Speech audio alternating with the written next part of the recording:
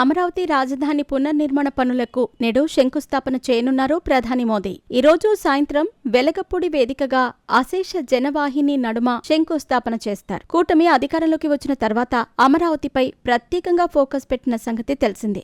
గత 10 నెలలుగా నిధుల సమీకరణ పూర్తి చేసింది కూటమి ప్రభుత్వం. కేంద్రం సైతం నిధులు కేటాయించడంతో రెట్టింపు ఉత్సాహంతో అమరావతి పునర్నిర్మాణ పనులు మొదలుపెట్టనుంది. గత అనుభవాల దృష్ట్యా 2028 నాటికి పూర్తి చేయాలని భావిస్తోంది. వాస్తవానికి 2014లో టీడీపీ అధికారంలోకి వచ్చింది.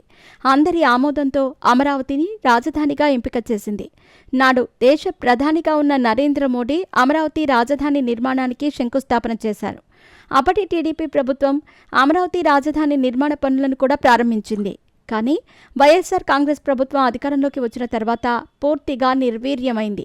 జగన్ సర్కార్ భావించిన 3 రాజధానుల అంశం కూడా అడుగు ముందుకు వేయలేకపోయింది. అందుకే గత 5 ఏళ్లలో అమరావతి అభివృద్ధి కాక 3 రాజధానులు ఏర్పాటు చేయలేక రాష్ట్రం అన్ని విధాలుగా నష్టపోయింది.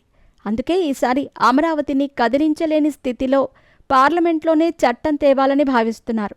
వీలైనంత త్వరగా నిర్మాణాలు పూర్తి చేయాలని చూస్తున్నారు.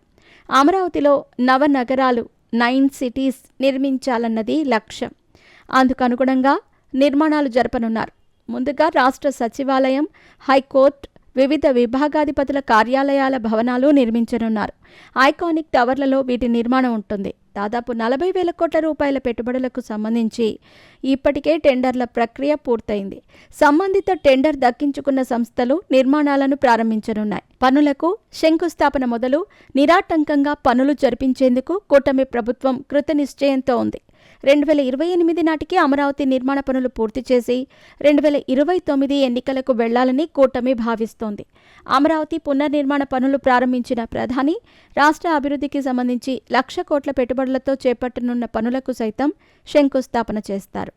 నాగాయలంకలో 1,460 కోట్లతో క్షిపణి పరీక్షా కేంద్రం ఏర్పాటు చేశారు.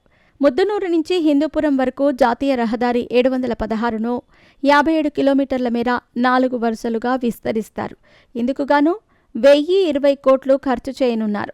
ఇదే హైవేలో గోరంట్ల నుంచి హిందూపురం వరకు 800 కోట్లతో 34 కిలోమీటర్ల 4 వరుసల రోడ్డును విస్తరిస్తారు.